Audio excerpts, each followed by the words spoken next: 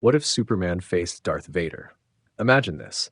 Kal-El is patrolling the upper atmosphere over Metropolis when a strange energy signature rips a hole across the sky.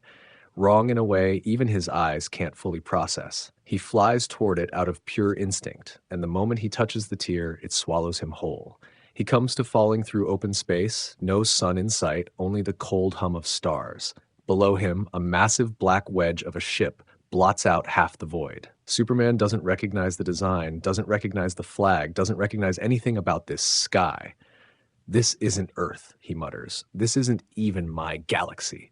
He drifts toward the ship out of curiosity more than anything, and that's his first mistake. Turbo lasers open fire the second he's spotted, streaking green bolts past his head.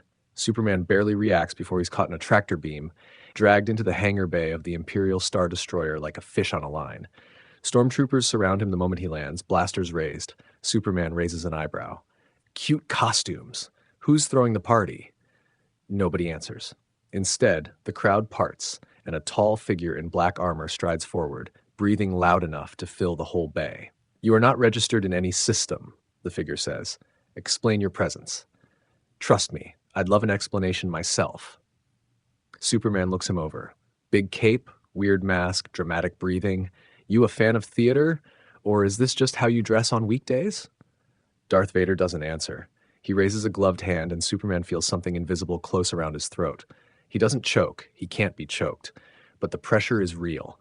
And for the first time in years, something is actually touching him that shouldn't be able to. "Interesting," Vader says. "You do not yield easily." Yield to what, exactly? Superman shrugs off the grip like brushing away a cobweb and closes the distance in half a second. His fist connects with Vader's chest plate hard enough to crater the durasteel floor beneath them and send Vader skidding the length of the hangar. Stormtroopers open fire. Superman doesn't even flinch as blaster bolts bounce harmlessly off his chest. Vader rises slowly, armor dented, vocoder crackling. "You are strong enough to be useful." He ignites his lightsaber, the red blade humming to life. Superman tilts his head. "Careful with that. Somebody's gonna lose an eye." He charges in, and this time it's Vader who's on the back foot, deflecting punches instead of throwing them, the Force barely keeping pace with something that flies faster than starfighters and hits harder than turbolasers.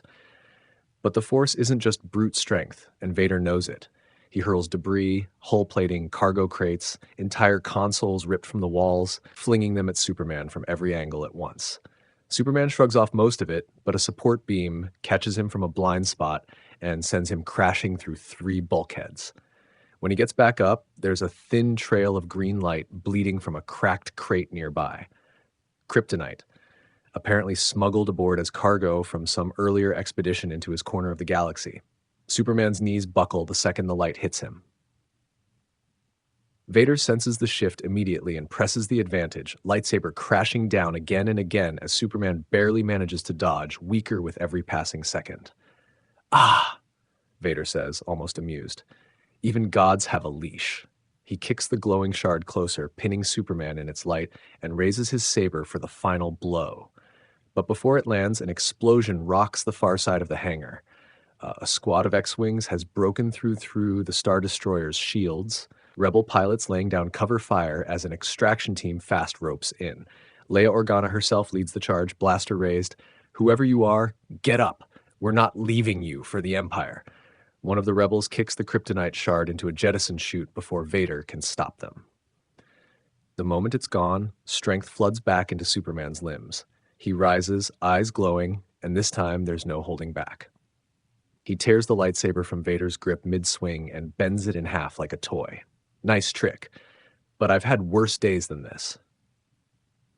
Vader doesn't retreat, not even now. He reaches out with the Force and tries to crush Superman's mind directly, a psychic assault meant to break lesser beings instantly. Superman staggers, gripping his head, but doesn't fall. "You're gonna have to try harder than that, pal." He drives forward and slams Vader through the hangar's outer viewport. Emergency shields snap into place just in time to keep the whole bay from decompressing. Vader lies in the wreckage, armor sparking, breathing ragged through a damaged vocoder. For the first time since anyone aboard the ship can remember, Darth Vader doesn't get back up immediately. Superman stands over him, fists still clenched, chest heaving from the exertion of the fight. "You're strong," Superman says. "Strongest thing I've fought in a long time." But strength isn't the same as being right. He doesn't finish him off. He never does. The rebels finish clearing the hangar, and Leia waves Superman toward the extraction ship. "Whoever you are, you fight like one of us. Come on, we don't have much time." Superman looks back once at Vader, still down, still breathing, and then follows her aboard.